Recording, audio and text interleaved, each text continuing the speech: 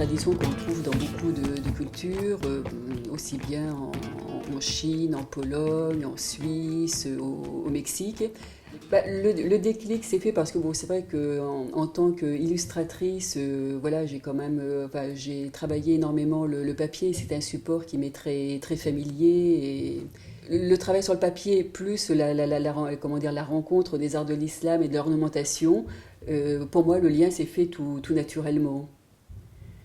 Et en plus aussi, en cherchant dans l'iconographie de ces papiers découpés, il y a une tradition, notamment en Turquie, où ces papiers découpés simulaient les lambris dans les maisons des personnes qui n'avaient pas les moyens de s'offrir des architectes.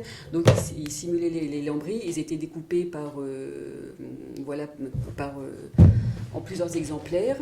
C'était sur des papiers de couleur et posés directement sur les murs de ces maisons. Et donc c'est vrai que c'est quelque chose aussi qui m'a interpellée. Et voilà, est partie cette grande aventure du papier découpé que j'ai après décliné en tableaux, en paravents, en différents supports ornementaux.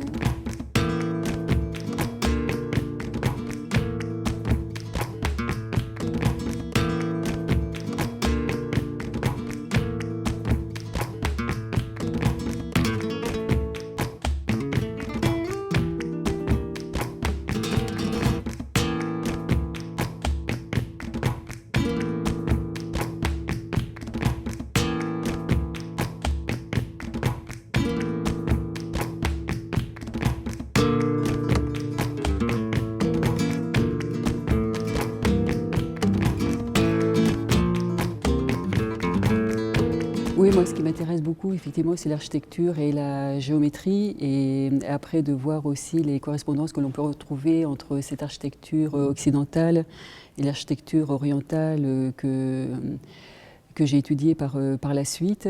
Et c'est vrai qu'en voyant ces photos de Conques et après en voyant certaines photos de la mosquée de Cordoue, on trouve des corrélations au niveau des arcs et de l'architecture même. C'est dans les années 80, à la faveur d'un voyage en Andalousie, où j'ai découvert les palais de l'Alhambra et la mosquée de Cordoue. Je crois que c'est depuis cette période où les arts de l'islam ne cessent d'exercer en moi une fascination et une obsession. Et je crois que cet envoûtement est généré par le travail sur la géométrie. On trouve bien sûr la technique du zélige ou mosaïque de faïence polychromique qui sont réservées surtout pour les soubassements des monuments. Et puis on trouve également l'artesonado qui consiste en un assemblage de baguettes et de petits panneaux de bois. Et c'est surtout utilisé pour la réalisation des plafonds. Et elle engendre souvent des motifs étoilés et qui peuvent se charger d'une signification céleste. Et toute cette profusion ornementale tend vraiment à faire oublier la réalité matérielle et à produire une impression de rêve et d'irréalité.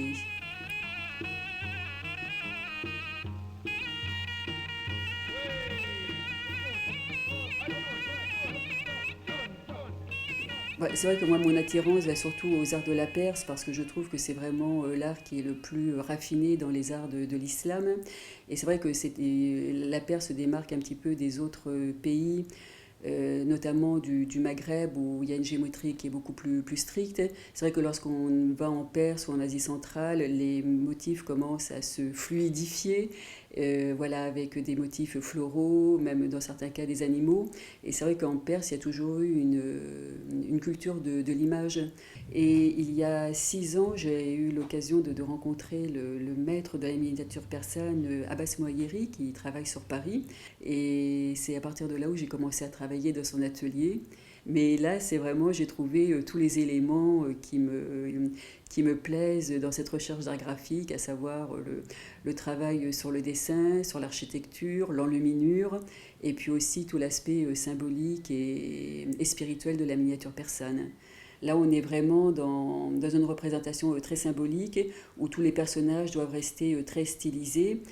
De ces peintures se dégage et de ces personnages se dégage une grande paix, une grande sérénité. Là, on est vraiment dans un autre espace-temps et dans une autre dimension beaucoup plus symbolique et spirituelle.